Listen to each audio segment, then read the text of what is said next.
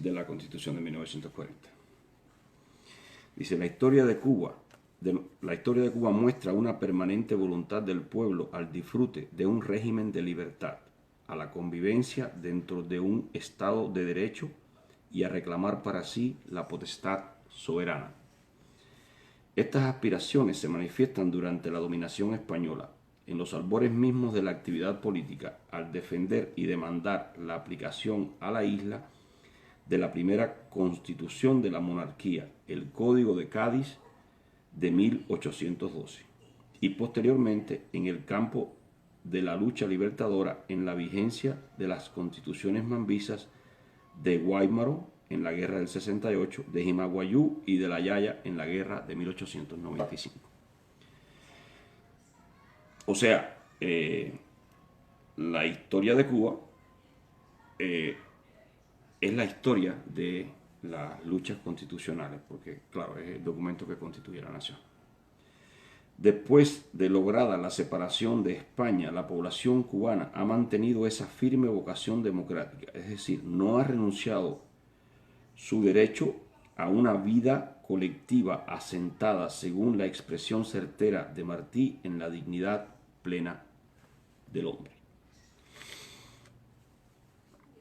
En la evolución política cubana, las constituciones de 1901 y 1940 son las únicas que derivan la jerarquía de leyes máximas y fundamentales de la voluntad popular expresada en forma democrática, a través de convenciones constituyentes elegidas en comicios libres. Esta característica les da a las constituciones citadas un alto valor como expresión del grado de desarrollo político y social que había alcanzado el pueblo cubano al afrontar aquellas coyunturas históricas. Ambas pragmáticas señalan periodos significativos de la evolución de la sociedad cubana. O sea, ambas constituciones tuvieron sus comisiones constituyentes. La de 1901 corresponde a la clausura del último esfuerzo bélico del pueblo dirigido a cancelar la dominación española y a iniciar la vida republicana. No obstante, la exótica enmienda Platt, que forzosamente por insuperables realidades tuvieron que arreglarle los convencionales a aquella constitución en el conjunto armónico de sus 115 capítulos, presenta una nítida imagen de sus 115 artículos, disculpen, presenta una nítida imagen de la conciencia nacional cubana en los inicios del presente siglo. La promulgación de la Constitución de 1940 cierra el periodo de crisis política e institucional que comienza a manifestarse en la segunda mitad de la década de los años 20 y de la cual resultan consecuencias la oleada revolucionaria que determina la caída del gobierno del presidente Machado en 1933 y los también agitados 7 años subsiguientes. En los 286 artículos de esta carta se aprecian grabadas con gran plasticidad las nuevas orientaciones políticas, económicas y sociales que surgen y se consolidan en el mundo durante los 40 años que había transcurrido del siglo, y el esquema de soluciones que a tono con esas nuevas ideas elaboraron los cubanos para sus complejos problemas nacionales. O sea, aquí básicamente lo que dice es que la Constitución del 40 no se basaba solo en nuestras experiencias como nación, joven nación, sino en todos los sucesos que venían dándose a lo largo, toda la extensión del mundo, ¿no? La primera Constitución republicana perdió su vigencia al ser promulgado el texto reformado de 1928. Aquel proceso reformista, debido a lo subalterno de su principal objetivo y a los procedimientos utilizados para lograrlo, resultó perturbador a la vida institucional cubana y ha quedado como un exponente de la arbitrariedad del régimen que lo promovió. ¿Qué reforma fue esta? Esta fue la reforma que hizo Machado en el 28, con el objetivo de alargar su periodo presidencial, ¿ya? Y los métodos que usa no fueron muy buenos. Fueron muy, si uno los mira, fueron muy parecidos a los métodos que usó Raúl Castro ahora en el 2019, salvando, claro, que las instituciones son diferentes. O sea, aquí van a ver ahora que a pesar de que habían dos partidos, Machado prohíbe todos los partidos y solamente deja dos partidos que casualmente lo ponen a él como candidato. El mismo candidato por dos partidos diferentes. O sea, este tipo de o sí, ¿no? En realidad ya eso venía ya en la historia de nosotros, de Machado. No se puede afirmar que después de haber transcurrido más de un cuarto de siglo de su promulgación, la Constitución de 1901 no requiriera reformas adicionales. Y aquí hay un número, una nota a pie de página. Se las voy a leer. Dice: se habían presentado iniciativas para reformar la Constitución de 1901 por el senador Ricardo Dolz en 1913, quien la repitió en 1917 y en torno a la cual se elaboraron proyectos por comisiones senatoriales en 1921 y 1922 y por los representantes José M. Laza en 1918 y Aquilino Lombard en 1928. Ninguna de estas iniciativas llegó a ser aprobada por el Congreso. O sea, los intentos en realidad por cambiar la Constitución de 1901, pues ya venía. Ya no es que de pronto en el 1940 se le ocurrió a los cubanos pues hacer una nueva Constitución, sino que esta lucha por enmiendas y por el desarrollo de la Constitución pues era algo muy propio de nosotros. Entonces, sigo acá. Por el contrario, seguramente, déjeme un segundito antes de seguir, déjeme mirar los comentarios. No vaya a ser que no se esté escuchando o algo. ¿Ya? Todo está bien, ¿verdad? Sí, porque de pronto me llamó alguien que está en el chat. Perfecto. Continúo. Por el contrario, seguramente hubiera sido una labor fecunda su revisión para modernizarla y conforme a las orientaciones que se manifestaban ya en materia constitucional, adaptarla dentro de lo posible al enfoque de las cuestiones sociales. O sea, esto es lo que también se debía hacer después que se restituya la Constitución del 40. Se debía, pues entonces, las personas que consideran que está muy obsoleta, pues nada, que tienen la oportunidad, según la misma Constitución, de la iniciativa legislativa y entonces, pues, discúlpenme, tengo un amigo que no está en la directa y me está tratando de contactar. Y esto mismo, se lo voy a volver a leer. Por el contrario, seguramente hubiera sido una labor fecunda su revisión para modernizarla y conforme a las orientaciones que se manifestaban ya en materia constitucional, adaptarla dentro de lo posible al enfoque de las cuestiones sociales. Está hablando de la del 1901. ¿Ya? Entonces, pues sigo. En aquellos momentos el país vivía una situación de crisis en que se manifestaban los graves problemas derivados del entrave de los diversos factores económicos y políticos externos e internos que habían conformado su evolución en el pueblo republicano. Quizás en este esfuerzo de modernización del ordenamiento constitucional se hubieran podido precisar principios y crear mecanismos orientados a la solución de esos problemas, con criterios prácticos, progresistas y sobre todo cubanos. Pero eso no estaba entre los objetivos de los reformistas de 1928. Aunque en la promoción del proyecto de reforma se involucraban algunas medidas convenientes al interés nacional, tales como la inclusión de la isla de Pino en la descripción del territorio nacional, que nadie la impugnaba. Entonces hay otra nota a pie de letra, a pie de página. Dice, en virtud de la cláusula de la enmienda Platt que omitió la mención de la isla de Pinos como territorio cubano en la Constitución de 1901, pues se dejaba a un posterior tratado entre Estados Unidos de América y Cuba la determinación de su pertenencia. En 1904 fue suscrito el Tratado Hay-Quesada, que reconoció el derecho de Cuba sobre la citada isla, el cual fue ratificado inmediatamente por el Senado cubano, no así por el de los Estados Unidos, que lo ratificó en 1925. Continúo, ya después de leerles el pie de página. O sea, del territorio nacional que nadie impugnaba. La concesión del voto a la mujer y la supresión de la reelección. Lo cierto es que su verdadero propósito fue la extensión de los mandatos sin consulta popular. ¿Ya?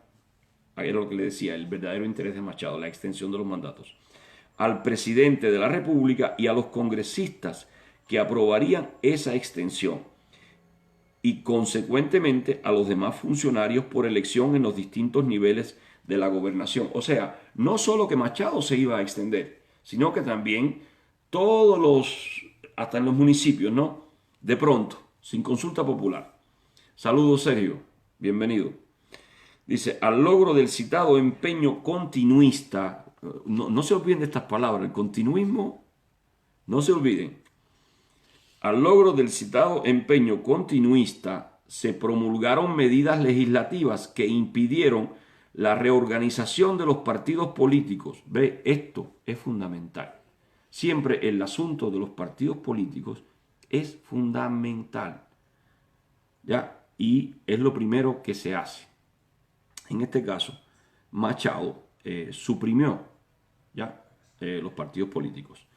Y lo que es más grave, la organización de otros, otorgándose así a las oligarquías controladoras de los existentes, el conservador y el liberal, con su desprendimiento del popular, que eran servidoras y usufructuarias del régimen, la facultad de designar los candidatos que podían ser electos a la Asamblea Constituyente. O sea, se le dio a estos dos partidos la facultad de escoger los candidatos a la Asamblea Constituyente. Esto no fue así en la del 40. Estoy hablando del proceso que precede a la Constitución del 40, o sea, los antecedentes constitucionales, ¿no? Ya. Saludos, Darío. Hey, Darío, bonito. Dice. Dale, seguimos. O sea que concede a estos dos partidos y a su sucursal, el liberal, la facultad de designar los candidatos que podían ser electos a la Asamblea Constituyente, que según la cláusula de reforma de la Constitución debía aceptar o rechazar la nueva carta.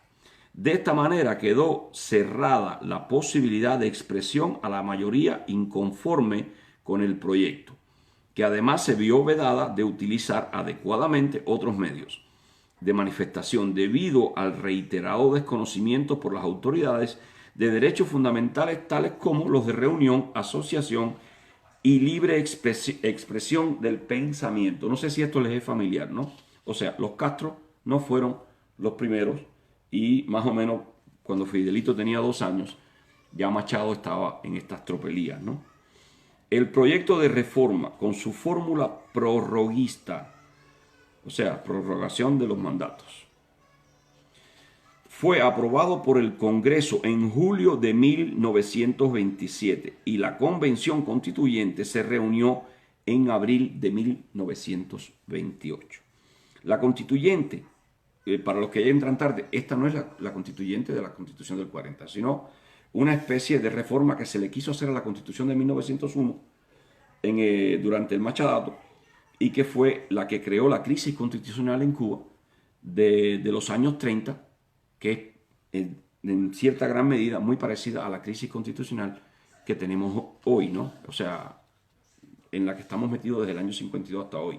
Que en realidad la situación cubana, si la gente lo mira como dictadura, como esto, como aquello, nosotros estamos metidos en una crisis constitucional desde el año 1952. Ese es nuestro problema. La Constituyente, presidida por Antonio Sánchez de Bustamante, en la que configuraban otras personalidades de la vida nacional, como se esperaba, actuó en complacencia del cesarismo imperante. O sea, el cesarismo es este estilo del César, ¿no? aprobó la reforma de 12 artículos del texto de 1901, entre ellos el número 66, que quedó modificado en el sentido de ampliar el periodo presidencial a 6 años y suprimir la reelección.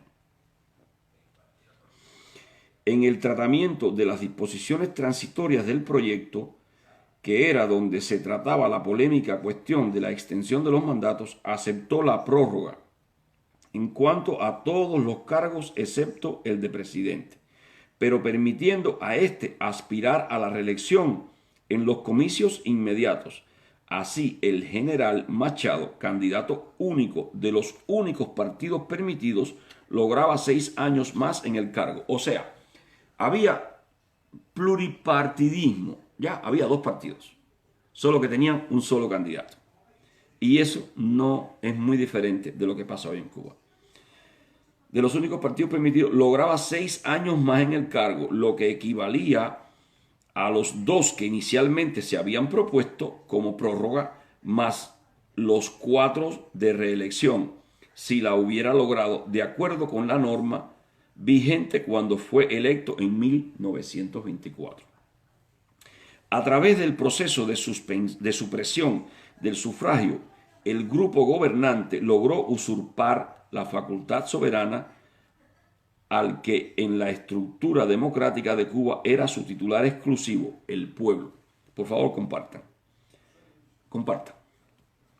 Se configuró así por medio de subterfugios legalistas un verdadero golpe de Estado, que significó la abolición del régimen democrático y del Estado de Derecho establecido por los fundadores de la República. Fíjense, es interesante cómo califican de golpe de Estado esta jugarreta, ¿no? O sea, cuando usted le quita al pueblo la facultad soberana, ¿ya?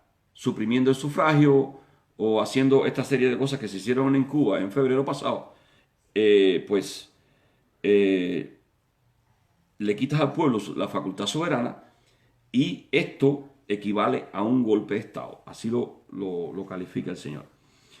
En consecuencia, la vigencia de la Constitución de 1928, como era expresión de una situación política creada contra la voluntad mayoritaria del pueblo, lejos de contribuir al progreso institucional del país, impulsó la protesta popular que después culminó en la violencia revolucionaria, o sea, en la Revolución del 30. Las protestas contra los propósitos continuistas del régimen se había iniciado tan pronto se conoció el proyecto prorroguista. La encabezaron en aquella primera fase figuras destacadas de la vida nacional como Enrique José Barona, Carlos Mendieta, Juan Gualberto Gómez, Cosme de la Torrientes y Roberto Peñate, Aurelio Álvarez y otros muchos de ellos pertenecientes a la agrupación Unión Nacionalista. El Directorio Estudiantil Universitario, fundado en el 1927, que se asignó como principal tarea el enfrentamiento a la prórroga de poderes y algunos grupos de intelectuales jóvenes y sectores obreros. Esta protesta fue ampliándose para alcanzar su momento culminante el 30 de septiembre de 1930, en que cae muerto el estudiante Rafael Trejo. Desgraciadamente, estas cosas, estos estallidos populares, siempre ocurren a partir de una tragedia como esta, ¿no?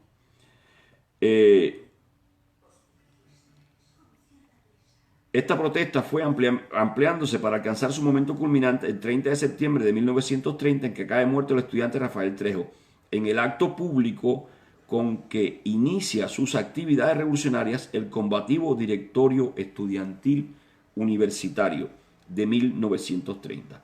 Fortalecida e impulsada la tormenta revolucionaria, se incorporaron a la lucha nuevas organizaciones surgidas en la clandestinidad que las circunstancias imponían. O sea, en un sistema de una dictadura se impone la clandestinidad. Creo que hemos hablado de esto en otro momento.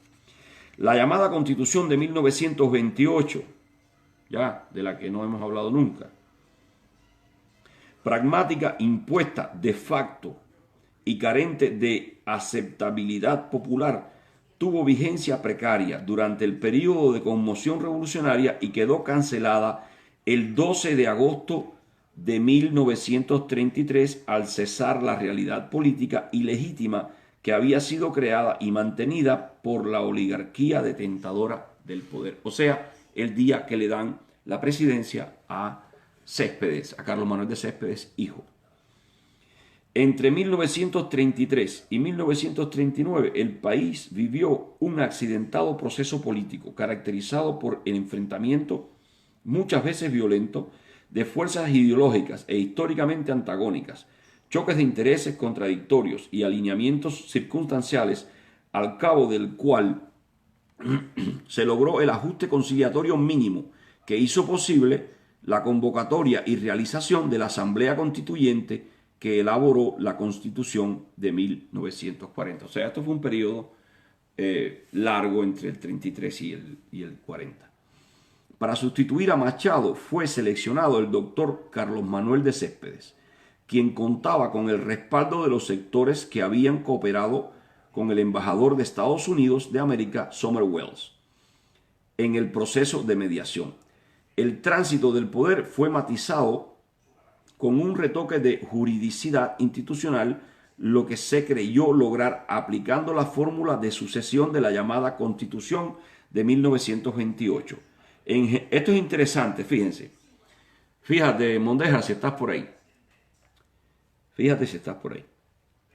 Ellos eliminan la Constitución de 1928. Sin embargo, en el proceso de cambio usan el mecanismo de sucesión que había establecido esa reforma. Voy a volverlo a leer. El tránsito del poder fue matizado con un retoque de juridicidad. Fíjense cómo dice, con un retoque de juridicidad. Porque es que las leyes son interpretativas y en ocasiones hay que aproximarse a lo que más se corresponde con la letra. Y aunque no siempre se corresponda a pie de letra, ¿no? Dice, el tránsito del poder fue matizado por un retoque de juridicidad institucional, lo que se creyó lograr,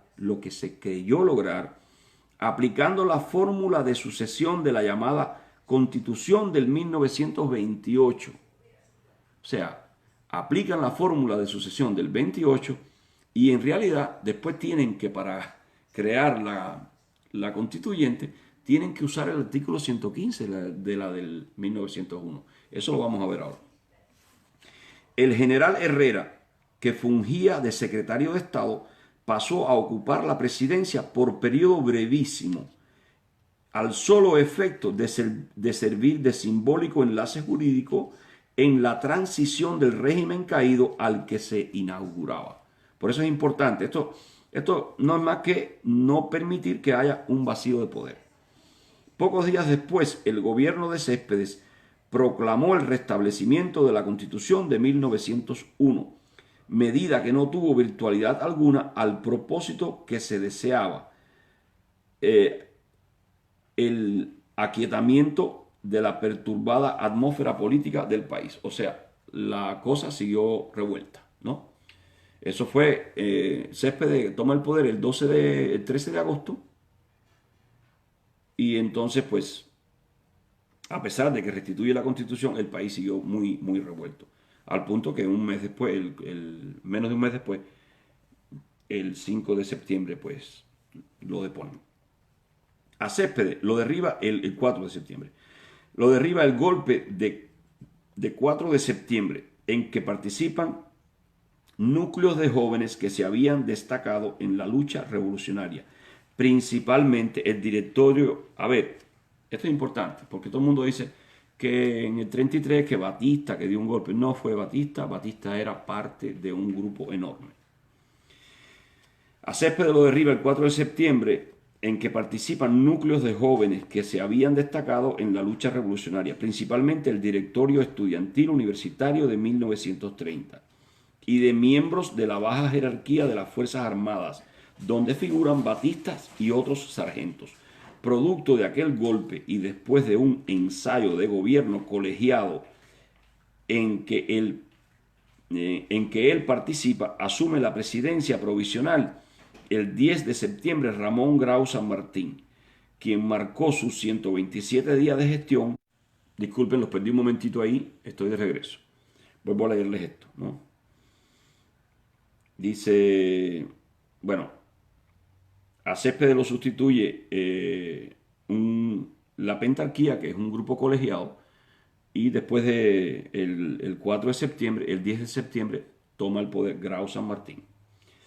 El 10 de septiembre, Ramón Grau San Martín, quien marcó sus 127 días de gestión con una tónica nacionalista y lógicamente antiinjerencista, y dictó medidas de contenido social, muchas de las cuales después quedaron incorporadas al ordenamiento constitucional. Para los que están por YouTube, estoy repitiéndolo porque en Facebook se detuvo un momento la cámara.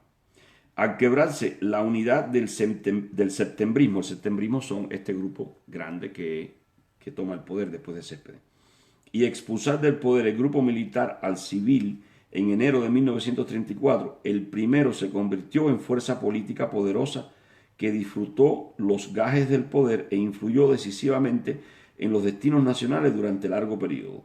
Son presidentes en el lapso hasta 1940 Carlos Hevia, de procedencia revolucionaria y civilista, que permanece en el cargo 36 horas. Carlos Mendieta, que logra la aquiescencia castrense y el reconocimiento del gobierno de Estados Unidos, lo que se había negado al gobierno de Grau, y quien renuncia para propiciar las elecciones de 1936. José A. Barnett, que lo sustituye, Miguel Mariano Gómez, que resultó electo en dichos comicios y fue destituido por el Congreso el 23 de septiembre del año antes citado, el 36, al entrar en contradicción con el partido castrense, y Laredo Bru, que como vicepresidente ocupó el cargo, el cual desempeñó hasta la toma de posesión del presidente electo en las siguientes elecciones generales. Después de la caída del gobierno de Céspedes, se dictaron varias pragmáticas con pretendida jerarquía constitucional, que eran cartas otorgadas por los factores en el poder y con las cuales se pretendió mantener la tradición de juridicidad. Son estas normaciones los estatutos constitucionales dictados bajo la presidencia provisional de Grau San Martín en 1933, la ley constitucional promulgada por el gobierno de Mendieta en el 34 y suspendida con motivo de la huelga revolucionaria de marzo del 35, y otra ley constitucional del mismo gobierno el 11 de junio del 35, la cual contaba de dos partes, una que entró en vigor progresivamente a medida que se fueron cubriendo los cargos electivos de acuerdo con el resultado de los comicios generales, y otra de carácter transitorio llamada Disposiciones Constitucionales, que rigió el resto del periodo de provisionalidad. A los comicios de 1936 no concurrieron, por encontrarse situados en una actitud de retraimiento revolucionario, los organismos representativos de los sectores jóvenes, que habían sido los más dinámicos participantes en la lucha contra el régimen de Machado. El Congreso electo aquel año, de acuerdo con lo dispuesto en la ley constitucional, debería aprobar un proyecto de reforma de la Constitución dentro de los lineamientos del artículo 115 de la referida ley, que a la vez era reflejo del igual número de la Carta de 1901. Desde hacía tiempo, la opinión del país venía manifestándose favorablemente a la celebración de una convención constituyente soberana que pudiera redactar el nuevo texto básico del Estado, sin limitaciones de ninguna clase. Pero existía el valladar de tipo jurídico de que en el citado artículo 115 se estipulaba que la misión de la Asamblea se limitaría a aceptar o rechazar el proyecto de reforma que se le presentase por el Congreso. Frente a esta situación y con una clara visión de la realidad, el Congreso adoptó el 16 de noviembre de 1936 un acuerdo que en definitiva permitiría actuar soberanamente a la convención que se reunió en 1940. Por ese acuerdo se modificaba conforme al procedimiento de la reforma parcial del artículo 115 de la Ley Constitucional, cuya modificación sería sometida a la Convención, de manera tal que si ésta aceptaba, podría promulgarla inmediatamente y comenzar a regirse por ella, quedando así facultada para actuar a plena libertad y soberanía. Asimismo, el Congreso aprobó un proyecto de Constitución que se anexó al acuerdo para someterlo a la libre consideración por parte del órgano constituyente. El proyecto elaborado por el Congreso era realmente progresista y en sus lineamientos respondía a las nuevas orientaciones en materia constitucional. En su texto se acogían los derechos sociales, desarrollándose capítulos sobre la familia, la cultura, el trabajo y la propiedad. Esta última, de la que se reconoce social de este proyecto, serían incorporadas a la Constitución de 1940. O sea, hubo un proyecto hecho por el Congreso. El 15 de noviembre de 1939 se efectuaron las elecciones de delegados a la Convención Constituyente, concurriendo 11 partidos que constituían una expresión muy amplia del pensamiento político nacional, y de los cuales 9 alcanzaron representación en la Asamblea.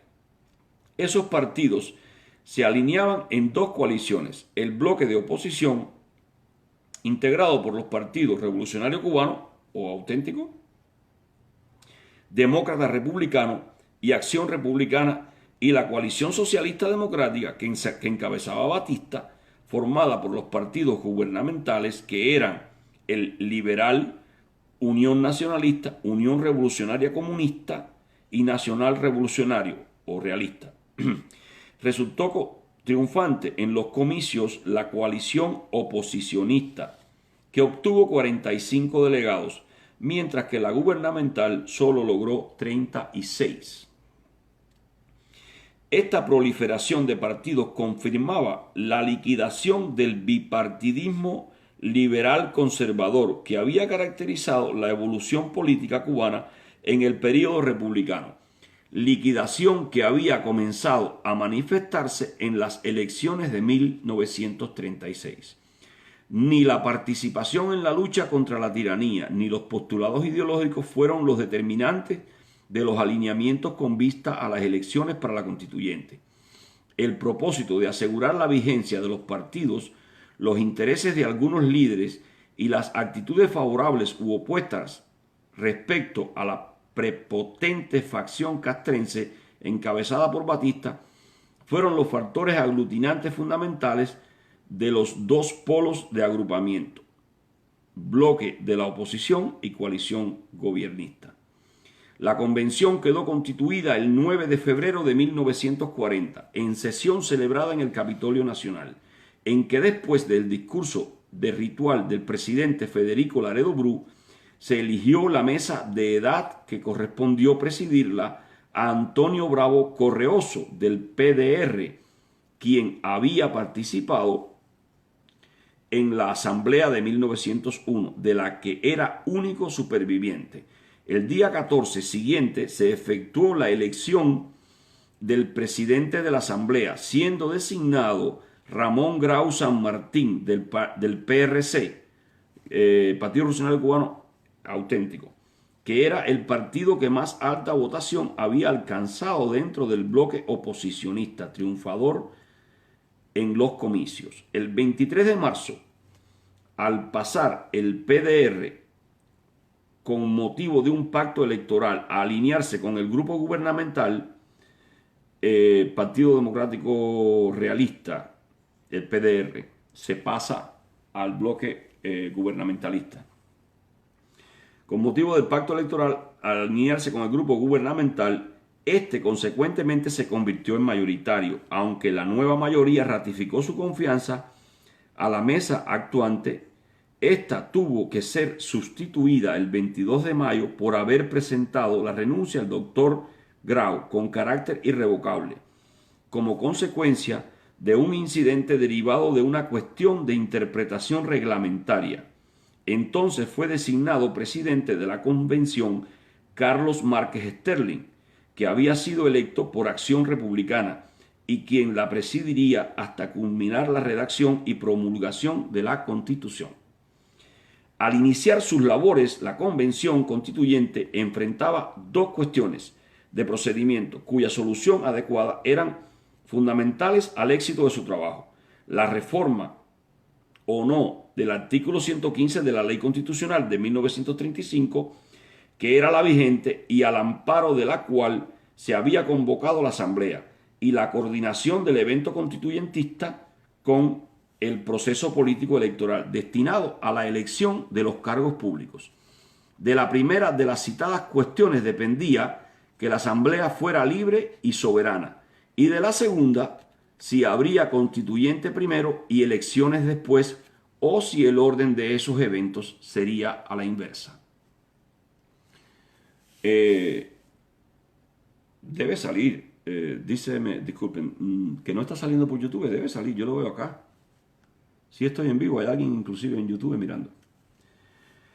Dice, siguiendo el criterio predominante en la opinión pública, la Convención inició sus trabajos acordando aprobar la enmienda al artículo 115 de la Ley Constitucional vigente, asumiendo por tanto plena soberanía para el desempeño de sus funciones. Por otra parte, aproximándose el vencimiento de los periodos del presidente y de otros funcionarios públicos y legisladores que derivaban sus mandatos de las elecciones de 1936, todo lo cual hacía urgente la convocatoria de las elecciones generales. Los constituyentistas decidieron abordar con prioridad la llamada cuestión de las magistraturas, adoptando los acuerdos pertinentes a fin de que la convocatoria a la justa electoral se hiciera conforme a la estructura de gobierno que se establecería en la nueva Carta Fundamental. O sea, primero harían la Constitución y después las elecciones, determinándose los cargos públicos y los requisitos que reunirían las personas que debían desempeñarlo. Este acuerdo siguió los lineamientos del llamado Pacto de Conciliación, suscrito 3 días antes de constituirse la Asamblea, por lo cual los distintos partidos se comprometieron a dictar las medidas transitorias en relación con algunas cuestiones que se encontraban planteadas y que debían ser resueltas mediante el acuerdo de ambas partes, tales como el reconocimiento de los derechos, obligaciones y responsabilidades de los legisladores, cuyo mandato no vencía el primer lunes de abril, con los que se resultaren electos conforme a la nueva carta. O sea, iba a haber un periodo en que iban a estar los electos y los que estaban elegidos de antes pues también iban a estar vigentes. Entonces hubo que hacer un pacto ahí. La prohibición de incrementar la dotación del poder legislativo a niveles superiores a los del presupuesto de 1939. La no vigencia de las elecciones próximas del proyecto, que exigía no pertenecer al servicio activo de las Fuerzas Armadas desde el año precedente a la elección, y la elección de representantes a base de 1 por cada 25.000 habitantes. Gustavo Gutiérrez, que como legislador participó activamente en los trabajos preparatorios de la Asamblea y que prolijamente los ha historiado, estima que pueden considerarse dos fases en sus labores. Una, el periodo en que la presidió el doctor Grau, 2 meses y 8 días, durante el cual se resolvieron los espinosos problemas de la soberanía del organismo deliberante, el acuerdo sobre magistraturas y la porción mayor de la parte dogmática, pero solo se aprobaron 50 de los 286 artículos del nuevo Código Fundamental. La otra, el periodo de la presidencia del doctor Márquez Sterling, de una duración de solo 17 días. En la primera fase, la convención dedicó gran parte del tiempo a las discusiones sobre asuntos ajenos a los objetivos de la reunión y cuestiones reglamentarias de menor significación. Y en la segunda se libró una lucha frenética contra el tiempo para evitar el fracaso del empeño constituyentista. Caso de cruzar el término fatal para que quedara elaborada la Carta Fundamental, que era el 8 de junio, fecha en que vencían los 3 meses en que debía realizar su cometido. Aún esta fecha significaba una extensión del término, pero legítimamente realizada por la Asamblea, la que dentro de sus facultades soberanas dio su propia interpretación del reglamento haciéndolo en el sentido de que la constitución de la misma había tenido lugar cuando se integraron las secciones y no cuando se designó la mesa definitiva. La convocatoria de las elecciones generales para el día 14 de junio dio lugar a que coincidieran en el tiempo la campaña electoral y la asamblea constituyente. Lógicamente, la polémica pública electoral estimuló las pugnacidades de militancias ideológicas que eran profundas después de un pasado reciente muchas veces ensombrecido por la violencia. Además de esta circunstancia ambiental poco propicia y el reducido tiempo disponible, otros factores negativos a un trabajo sistemático de la convención, tales como el tratamiento de las cuestiones ajenas a la labor propiamente constituyentista, las discrepancias frecuentes en materia de interpretación de preceptos reglamentarios, el limitado número de convencionales dedicados tesoneramente a la labor, porque muchos de ellos estaban embargados en la atención de los problemas electorales y la acción sobre los asambleístas de grupos de presión y personas interesadas en amparar sus respectivos intereses. El examen de la mayor parte del texto de la Constitución no pudo hacerse en forma sistemática, sino por el contrario, de manera muy irregular. Partes ya discutidas fueron objeto de modificaciones al producirse el nuevo alineamiento de fuerzas dentro de la Asamblea, como consecuencia del cambio de actitud del Partido Demócrata Republicano. En 14 sesiones se aprobaron 236 artículos, muchos de ellos sin apenas debate o sin debate alguno. Voy a pie de página. Gustavo Gutiérrez estima que la discusión tuvo realmente efecto en las sesiones que no eran públicas de la Comisión Coordinadora, que a veces cambió y sustituyó la voluntad de la Asamblea. De Gutiérrez Sánchez, aquí viene la cita del libro donde lo escribió. ¿Ya? A la forma en que tuvo que desarrollarse el trabajo constituyentista se atribuye en gran parte los varios defectos que se observan en la Constitución de 1940.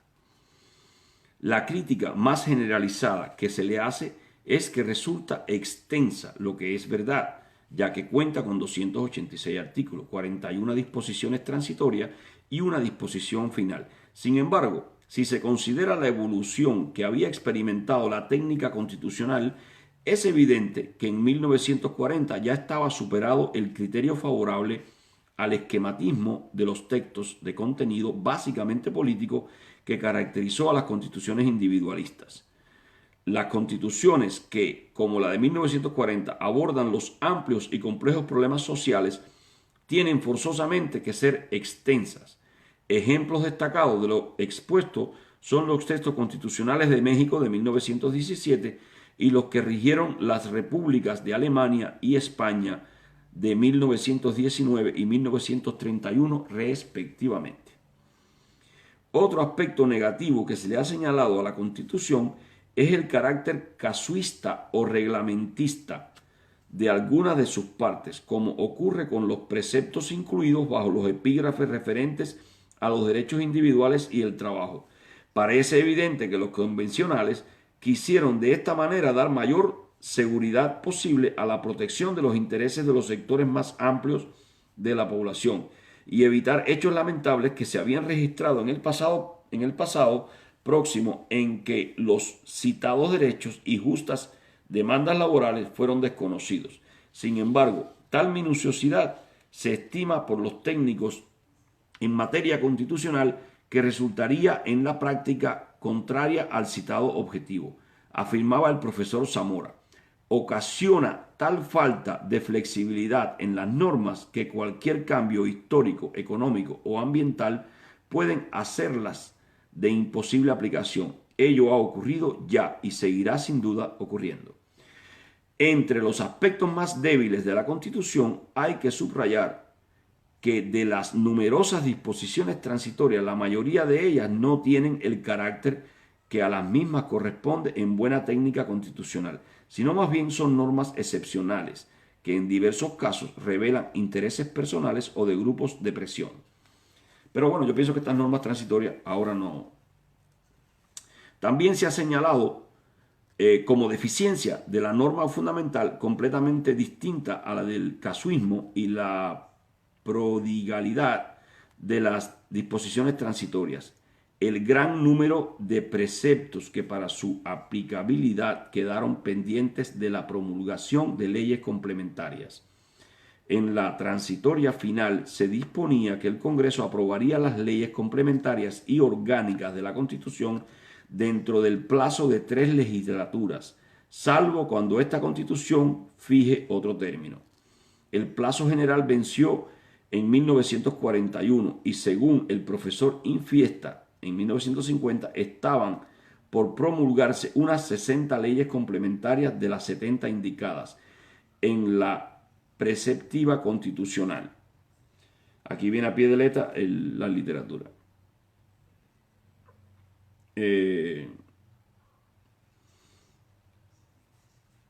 Plazo general constitucional. Entre las disposiciones complementarias dictadas deben mencionarse la ley del Banco Nacional, la ley del Banco de Fomento Agrícola e Industrial, la ley del pequeño patrimonio familiar, la ley de las relaciones entre los cuerpos colegisladores y entre el Congreso y el Gobierno, la ley del Tribunal de Garantías Constitucionales y Sociales, la ley orgánica de los presupuestos, la ley del Cuerpo Médico Forense Nacional, la ley orgánica del Tribunal de Cuentas, la ley de las universidades privadas, la ley orgánica de las provincias y la ley general de contabilidad. La poca diligencia congresional en la elaboración de la legislación complementaria fue determinante de la inoperancia de ciertos aspectos de la normación constitucional. O sea, el Congreso se durmió en lo que fue la elaboración de las leyes. El texto constitucional revela contradicciones diversas, algunas de ellas de verdadera entidad, porque se refieren a cuestiones fundamentales de la problemática cubana. Tal es el caso del espíritu amplio, progresista, innovador, que anima las disposiciones contenidas en los epígrafes sobre la propiedad y la economía nacional, y el carácter conservador restrictivo de los artículos que, incluidos bajo el rubro de derechos individuales, se refieren a la irretroactividad de las leyes civiles. Estas contradicciones en gran parte se debieron a la diversidad ideológica de los grupos representados en la Convención, a las transacciones y acuerdos a que llegaron los mismos durante la labor deliberativa, además de las otras circunstancias y factores en que tuvieron que desenvolver sus trabajos a los que ya se ha hecho referencia. No obstante, las deficiencias se han señalado. La de 1940 es una buena constitución. Voy a llegar hasta acá. Esto sigue. Leí hasta el 3, epígrafe 3, y son 5 epígrafes. Un poquito extenso y no quiero cansaros. En otro momento termino el epígrafe 5. Acá viene otra parte un poquito más interesante. Entonces, pues, es importante volver al trabajo que hice una vez, ¿no? Que estaba yo hablando de la Constitución de 1940. Ya una vez les leí esto. Ya una vez yo leí esto. Y, pues, toca otra vez, porque hay algunas discusiones sobre la Constitución del 40. Ya no es la misma cantidad de personas que la siguen, ya no la miramos igual, ni los que antes o sea, no la reconocían, como que no pensaban mucho que, bueno, 1940, hace 70 años, 79 años, 80 años, y pues es importante conocer la historia que precedió la creación de aquella Constitución y a la luz de los sucesos que están ocurriendo ahora en el Cono Sur, en América del Sur, Chile y Bolivia, inclusive Argentina, pues se vuelve muy, muy actual la cuestión constitucionalista, ¿ya? Y vemos, por ejemplo, cómo Bolivia en un periodo muy corto de tiempo ya reacciona correctamente, se van a la Constitución Inclusive cuando no la siguen a pie de letra, pues hacen ciertas interpretaciones aproximadas de la Constitución y resuelven el problema, ¿no? Y están eh, con un poco de buena suerte, saldrán de la situación que tienen sin, mucho, sin muchas dificultades, eh, precisamente por el apego a la legalidad, el apego sobre todo de las Fuerzas Armadas a la legalidad, a la Constitución. En Chile, por otro lado, las cosas no van de la misma manera. En Chile es un poquito más complicado y,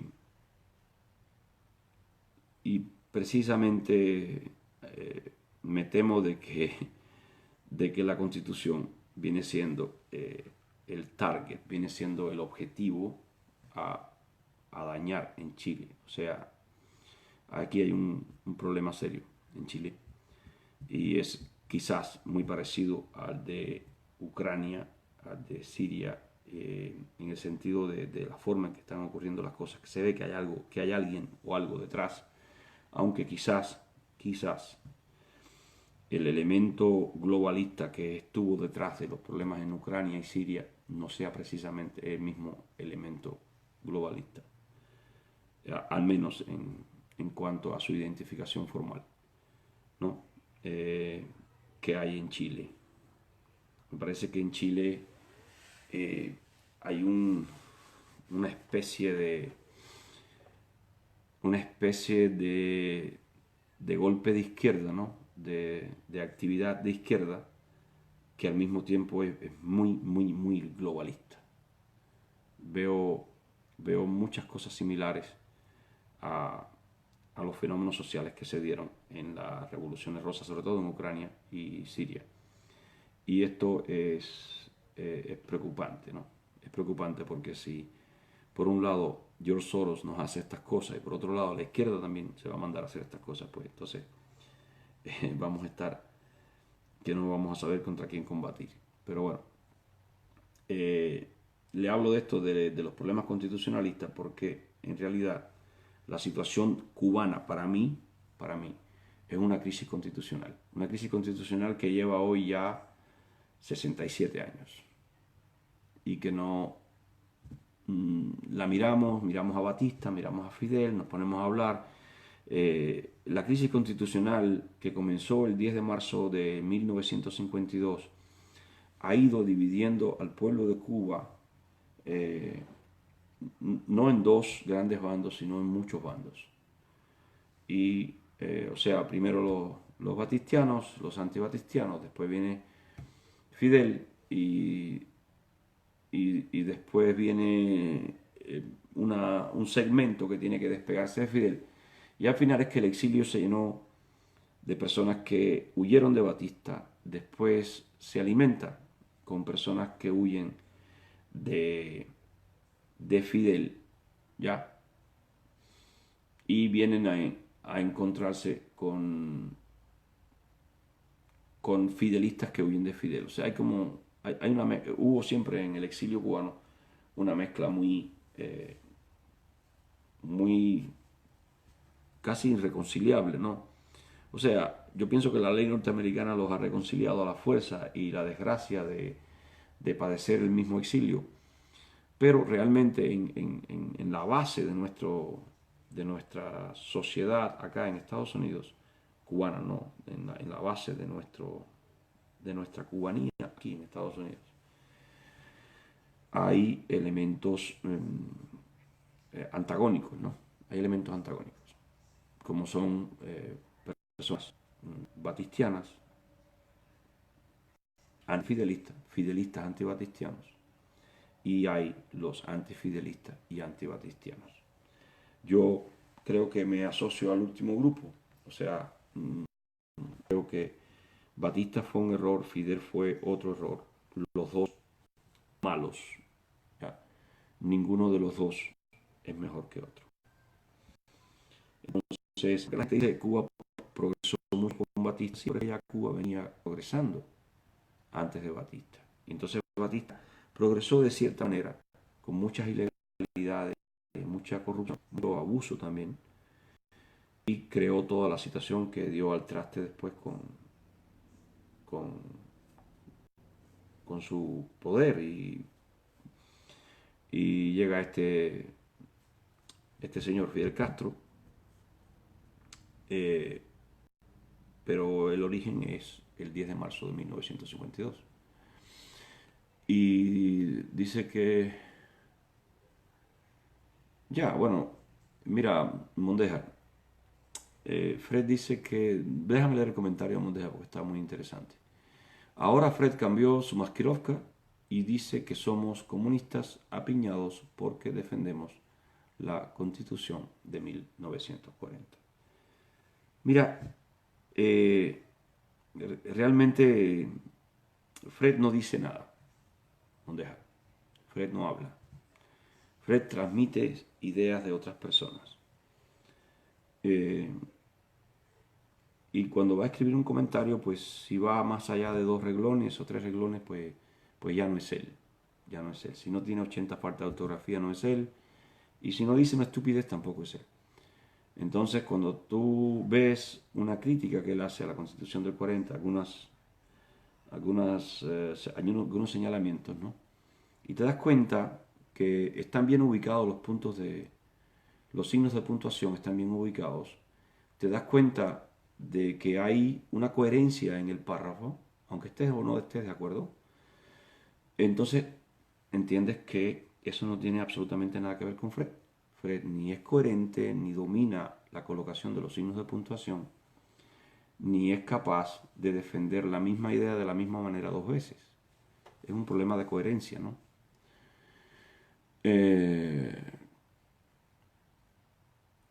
Whitney está encaprichado de que Fidel Alejandro Castro tiene otro nombre, pero yo no puedo, yo tengo que decirle a las personas cómo se llama. Es como si yo dijera Arnoldo Hitler, no, es Adolfo Hitler, ¿me entiendes? Y, y Joseph Vissarionovich, creo que es Saakashvili, no, ¿ya? Saakashvili, no Saakashvili, Saakashvili es de ahora, Kakashvili. Se me olvidó el nombre de Stalin. Pues nada, no sé si alguien quiere hacer un comentario, déjeme leer algunos comentarios para ver si hay algo que se pueda. En Chile no hay que cambiar la constitución, hay que cambiar o adecuar algunas leyes. En Chile primero lo que hay es que detener el destrozo. Hola, Yoisel. Hay que detener el destrozo, determinar precisamente quién está detrás de todo esto, porque a mí me parece que o bien son radicales de izquierda usando los métodos de Soros, o es el mismo Soros, que al final pudiera ser izquierda también, porque Soros no se sabe ni de qué lado está. Pero a veces me parece que es el foro de Saludo Grande, que es el foro de Sao Paulo utilizando los métodos de Soros. Y, y es interesante porque si haces una toma de estudiantes en los jardines de la Universidad de Chile, de Santiago, te vas a dar cuenta que andan con los libros en la mano o no andan con nada. Y alguno eventualmente anda con mochila. Entonces esos mismos estudiantes, por alguna razón, pues van a las manifestaciones con mochilas y pasamontañas. Y yo recuerdo un diálogo de una viejita ucraniana diciendo que la palabra héroe pues viene de la palabra hermoso, ¿no? Héroe es algo hermoso, es algo bello. Y que los héroes enseñan el rostro. Porque esto mismo de gente con mochilas y el rostro tapado era lo que pasaba en Ucrania. Y ella decía, yo no entiendo por qué si están en algo que ellos consideran bueno tienen que taparse la cara. Los héroes son hermosos, los héroes tienen que enseñar el rostro, ¿no? Entonces eso es lo que pasa. O sea, ¿por qué estos estudiantes tienen que taparse la cara? ¿Por qué tienen que cargar mochilas? Hoy yo estaba mirando un video y hay uno que se escuda detrás de una especie de un escudo, una puerta que usa como escudo, y observo que él se quita la mochila y está buscando algo en la mochila. Imagino que haya sido una botella Molotov, porque ya habían tirado una y ¿qué sucede con estas botellas? Que tienes que aproximarte lo más posible para que caiga donde tú quieres que caiga. Y este muchacho había avanzado casi ya hasta la misma esquina y estaba como por revisar la mochila y alguien, por alguna razón se retira y no tiró la botella. Entonces pues, o no la sacó, pero sí se quitó la mochila a buscar algo en la mochila en el momento en que él había alcanzado la posición que quería. O sea, estas mochilas tienen este tipo de cosas, ¿no? Cócteles Molotov, tienen luces bengala, tienen cosas así. Y fíjense muy bien porque es un patrón que se repite, ¿no? Ellos cargan con estas mochilas. Sin embargo, cuando están en clases en la universidad, pues llevan algo en la mano o no llevan nada.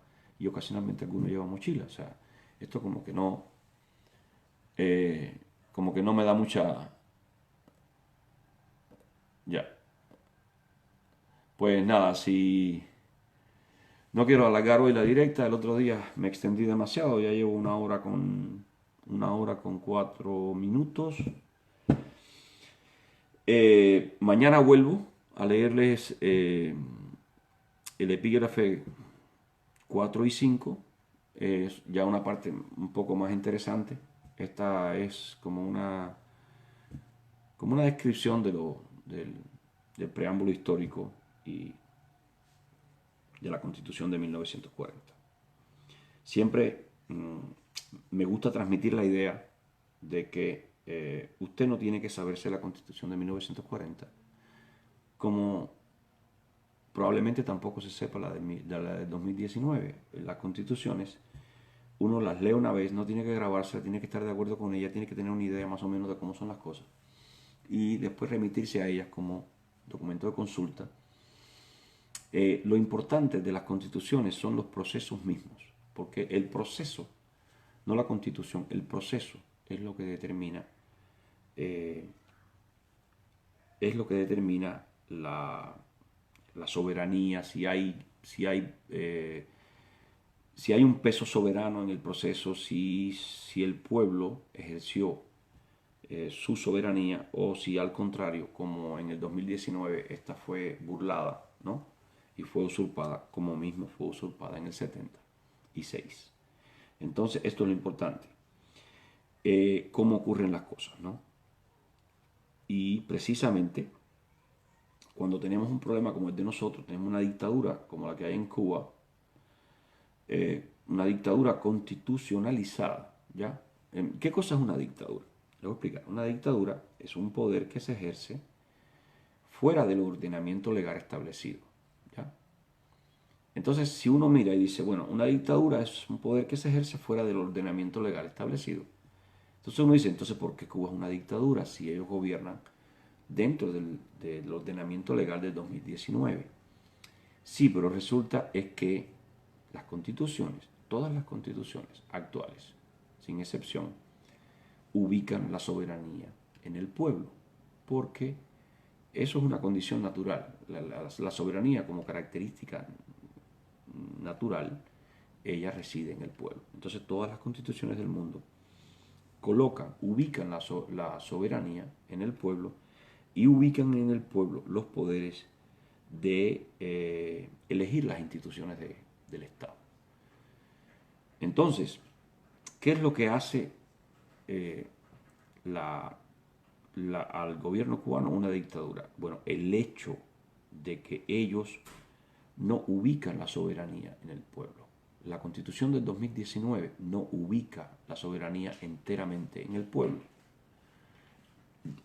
Me estoy refiriendo al aspecto técnico, ya no me voy a referir al proceso electoral, al proceso de creación de la Constitución, sí, ya voy, sino técnicamente el artículo 5 ya califica al partido o una fuerza política, ubica en la Constitución un partido político, lo apuntala y le concede carácter de fuerza superior de la sociedad. ¿Ya? El artículo 5. Y creo que el artículo 2, si no me equivoco el número, manifiesta que el socialismo es irrevocable. O sea, no solo según sus criterios, no podemos retroceder, sino que tampoco podemos avanzar. porque declara socialismo para siempre. ¿Ya? Y esto quita también soberanía al artículo 3, porque soberanía es el máximo poder, el poder que reside en el pueblo. Y si el pueblo de pronto decidiera de que no quiere más socialismo, de que quiere otra cosa más futurista, o quiere el capitalismo, o quiere quién sabe que no, pues no puede, no tiene ese poder. Y cuando a usted le falta algún poder, alguna porción de poder, usted no es soberano. Si al pueblo le falta cierta porción de poder, pues ya perdió la soberanía, ya la soberanía no reside en él. Entonces, eso es lo que hace del gobierno cubano una dictadura, yo le diría, constitucional. Es una dictadura apuntalada en la Constitución. Al apuntalar al Partido Comunista y al declarar, al apuntalar al Partido Comunista como fuerza superior y apuntalar el socialismo, pues ese gobierno que se llama socialista y que gobierna a través de su comité central, entonces se convierte en un gobierno que se autoelige a sí mismo. Porque al ellos adueñarse de la soberanía, ahí es donde radican las elecciones, en la soberanía. Sea cual sea el tipo de elección que usted haga, sea cual sea el tipo de elección, ya sea democrática, ya sea republicano, por colegios electorales, como usted lo haga, todo se fundamenta en el poder soberano del pueblo. Y a partir de ahí se crean determinados mecanismos que llevan a la elección del gobierno. Al usted quitarle ese poder soberano al pueblo a través del artículo 5 y del artículo de la irrevocabilidad del socialismo, sencillamente usted retira la soberanía al pueblo, ¿ya? Y comienza un proceso en donde el gobierno se reelige a sí mismo, ¿ya? Se reelige a sí mismo. Y eso es lo que explica precisamente que puedan mantener una dictadura en un determinado orden constitucional. A pesar de que existe ese orden constitucional, y eso contradice el concepto generalizado, generalmente aceptado de lo que es una dictadura, o sea, es un gobierno que se ejerce fuera del orden constitucional establecido.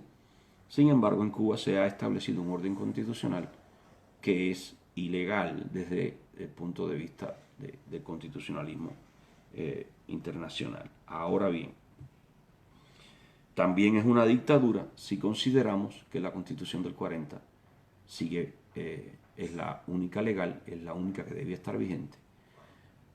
También entonces resultan directamente en una dictadura porque ellos están gobernando fuera del orden constitucional establecido por la Constitución del 40. O sea, podríamos analizar por qué es una dictadura desde el punto de vista de la Constitución del 19, de la del 76 o la del 40. En cualquiera de las tres constituciones, ellos son una dictadura. ¿Ya? ¿Por qué? Porque linchan del poder soberano al pueblo, porque le eliminan al pueblo el poder soberano y entran en un ciclo de repetidas reelecciones de sí mismos. ¿Ya? Repetidas elecciones de sí mismos. Pues nada, que tengan muy buenas tardes. Ya me toca terminar, no quiero extenderme. Y nos vemos mañana en el epígrafe 4 y 5. Muchas gracias.